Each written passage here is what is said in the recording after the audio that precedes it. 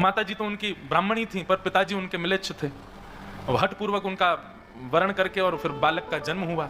साल बेग बचपन से ही कोई भी बात होती है, जगन्नाथ जी जगन्नाथ जी के बारे में उनकी माता जी सुनाती रहती हैं। जगन्नाथ जी के ऐसे बड़े बड़े नेत्र हैं, तेरे को पता है ऐसे बड़े नेत्र क्यों उनके? साल बेग कहता क्यों? बोले इतनी भीड़ होती है मंदिर में, सब लोग उनको देखें नहीं देखें, इसलिए ठाकुर जी को बड़े बड़े नेत्र। बोले तुम मुझे मत देख पाओ, मैं तो तुम सबको देख रहा हूं। साल बेग कथा सुनता, पर जैसे जैसे थोड़ी आयु बढ़ने लगी, साल बेग अब कहता माँ आप केवल कथा सुनाती हो, मुझे जगन्नाथ जी से मिलाओगी कब?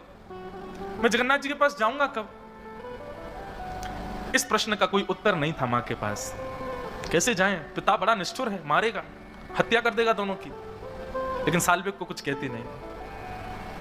एक दिन साल बेग अपनी मां के साथ छत पर बैठे थे और तभी गांव के लोग भर भर के सामान बैलगाड़ियों में और जा रहे थे। साल बेग ने पूछा मां ये सब लोग कहां जा रहे हैं? मां ने कहा अरे सुंदर तिथि आ रही है, श्री जगन्नाथ जी, बलभद्र जी, सुभद्रा जी तीनों रथ में आरूढ़ होंगे और श्री मंदिर से चल करके वह रथ 2-3 दिन का समय लगा करके और फिर गुंडीचा पहुंचेगा। ठाकुर जी पूरे विश्व के जगन्नाथ है ना, सबको दर्शन देने के लिए बाहर आते हैं। ऐसे उछल उछल करके ठाकुर जी सीढ़ियों से नीचे आते हैं, पंडाओं के कंधे पर हाथ रख करके, और भगवान फिर रथ में विराजमान होते हैं। इतने लोग खींचते हैं, लाखों की तादाद में भीड़ जाती है। सब बातें मैया बताने लगी, बोले वहीं सब दर्शन करने जा रहे हैं। साल बेग पीछे पड़ गया, बोले मां मुझे भी जाना है, मुझे भी जाना है, मैं देखना चाहता हूं वो कैसे, आपने सब कुछ बताया मुझे, उनकी रसोई कैसे बनती, उनका श्रृंगार कैसे होता, उनकी आराधना कैसे होती, उनका मंदिर कैसा है। अरे मुझे तो ये भी पता जगन्नाथपुरी में कौन कौन सी गलियां, आपने सब मुझे बताया, पर मैं प्रत्यक्ष नहीं देख पाया हूं मां, मुझे देखना है उनको।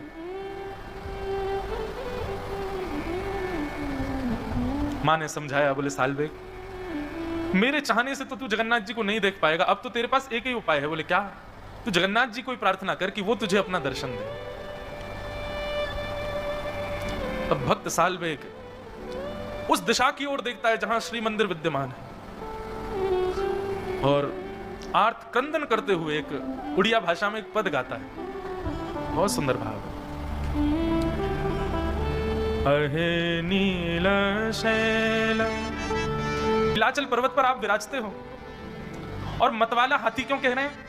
बोले क्योंकि जब आप मंदिर से उतर करके नीचे रथ की ओर आते हो उस समय आपकी चाल गजगामनी होती है, आगे को जाते हो फिर पीछे होते हो। कभी देखा श्री जगन्नाथ जी जब रथ पर आरूढ़ होने के लिए आते हैं कैसी चाल होती है उनकी? इसलिए साल बेग कह रहा है अरे ओ नीलाचल पर्वत के मतवाले हाथी जगन्नाथ, मेरे हृदय रूपी सरोवर में मेरे आपके दर्शन रूपी आर्त रूपी कमल को आकर के अपनी सूंड से पकड़ करके उसका भेदन कर दीजिए ना नाथ। सबको दर्शन देते हो आप जगन्नाथ के